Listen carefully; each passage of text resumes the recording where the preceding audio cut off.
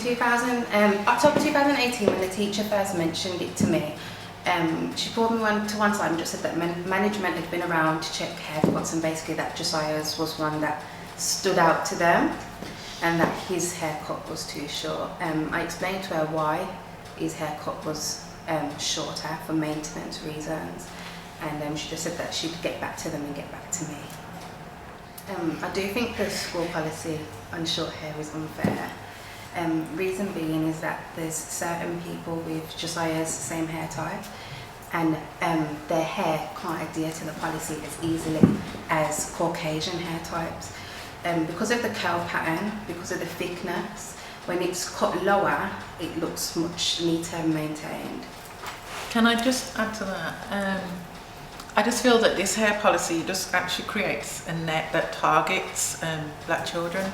And the reason why I say that is that the hairstyles that they deem as being extreme are hairstyles that are normal in the Afro-Caribbean culture, such as hair that's cane rolled, extensions, skin fades, or just number 1 to like a number 3 or 4, faded, blended in, graduated cuts.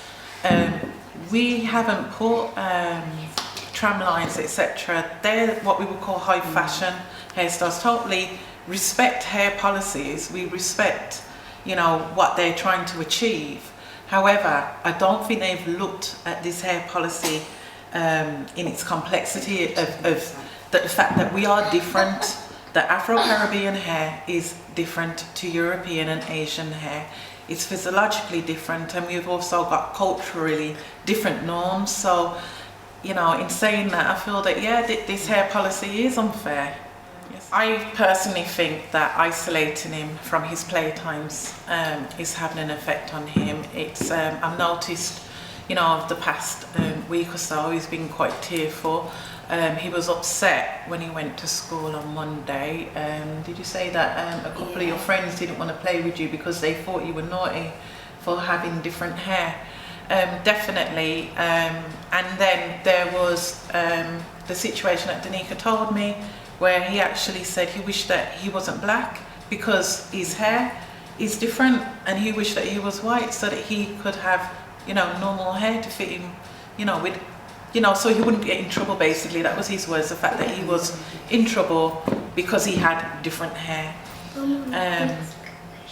I'm hoping that it'll be able to get resolved as soon as possible, because the sooner it gets resolved, the more he gets back to a normal routine, and he can just start being a normal 5-year-old in a school environment where his self-esteem should be getting built up, because he's in an environment, he should be in an environment that adheres to that.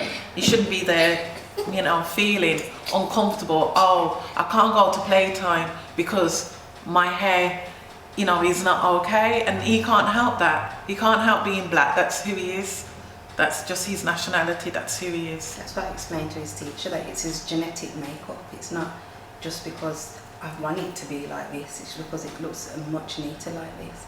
The manner that they wanted me to keep his hair in, it was in a short afro, and that's not what I want for him. I want him to be able to look neat and tidy like the rest of his peers, and that's why cutting his hair. I've tried to pull it to a grade 1 now, but they're still dissatisfied with it. When Danica first told me about them being so strict with the hair policy, I couldn't understand it, because from my perspective, I'm looking at my grandson's hair and it looks a normal conservative short back and sides. A young man who worked in the office or in the bank, or in politicians would have this hairstyle and be accepted, but not in our schools.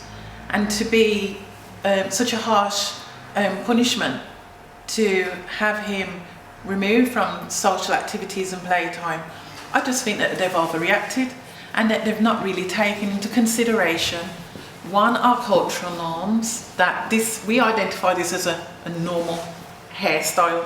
It's not extreme, it's just a normal short back and sides. So we feel very disappointed with the school at the moment. I also feel that because it's a normal hairstyle, a lot of the black children in the school are going to be seen as a problem rather than just different. And they're going to get targeted and they're going to get punished over hair, when really they should be just going to school to learn. Hairstyles don't affect the way people learn. I understand that they don't want distractive hairstyles, but this is nowhere near a distractive hairstyle. So yeah, I'm very disappointed in the school at the moment. Can I ask you, I know that you showed me some other parts of the policy. Do you think there are other parts of the school's policy on hair that you think may unfairly target certain groups? Well, look at the cane rolls. That is a normal hairstyle for the girls in the Afro-Caribbean community. Maintaining natural Afro-Caribbean hair can be very difficult. I definitely can speak from experience. I'm mixed race. My mum is white, Caucasian, my dad Jamaican. And my mum couldn't manage my hair when I was younger. And my hair would have fitted the so-called hair policy. Was brought back up into a bun every morning, which would be in line with Summerhill hair policy. However, as a result of styling like that, I ended up with 3 dreadlocks or matted up in the middle. And we find that a lot with mixed race children, that sometimes when the hair is just brushed into a bun, it's not actually getting detangled through, because it's too difficult and it takes too much time. So cane rowing the hair is a practical way of styling the hair. It can be done on a Sunday. It lasts straight through for 7 days, 6 to 7 days, and it can be washed and freshly cane rolled again. So I feel like the girls in the Afro-Caribbean community are getting affected, because having cane rolls is seen normal in our community again for our girls. But for this hair policy, she's actually put that up as an extreme hairstyle. So once again, we just got a difference in what is perceived as normal and extreme. I mean, if we were going to say, she's even stated in her policy, for instance, that altering lengths. So basically, she said to have it shaved on one side and long on another. How do you define that? Does that mean then that European and Caucasian, if you have a fringe cut, but you've got extremely long hair down your back and you put it into a bun, is that classed as an extreme hairstyle? But that's overlooked because it's Asian and it's Caucasian hair.